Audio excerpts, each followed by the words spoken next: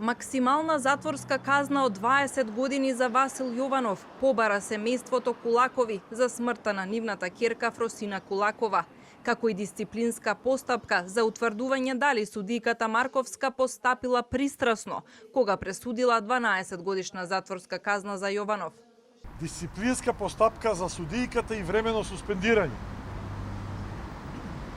Говорам за судијката Марковска, што ја донесе оваа пресуда, мора да одговори зошто жалењето на обвинетиот го смета за поважно од тоа што дејствувал под алкохол, без дозвола, со тешко криминално насилничко минато и напросто преминува преку Фросинич.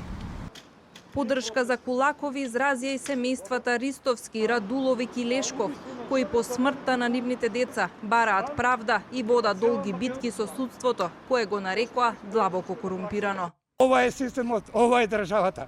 Терајте дале, имате деца, али Господ гледа. Ќе врати.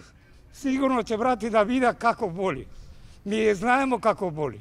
Ја не сум дојден овде од радост. Дојдам од туга и поддршка на луѓето. Ако ќе ми даде мене поддршка, кој? Држава ли имаме? У која држава живееме? А ако има, ја 3 години платим за затвора. 3 години платим за правда. Солзе више немам. Детето ми почина на лице место. Повеќе од 3 години сум пред овие врати во Кривичен. Завршницата се уште не ја гледаме. Сведоци сме на се и се што во текот на судењето во однос на незината одбрана, затоа што таа ниту во еден момент не се почувствува виновна.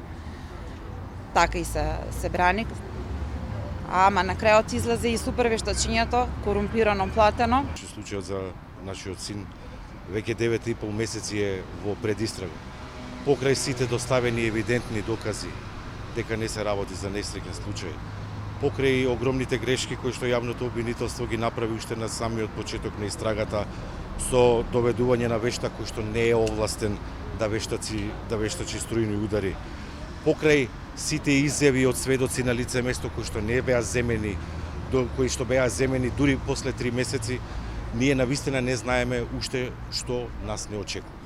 Семејството Кулакови изразија сомнеж дека прегазувањето на Фросина било со умисла, бидејќи според нивните тврдења, Васил Јованов во последен момент го променил правецот на движење со автомобилот и удрил директно во Фросина возејќи 90 км на час.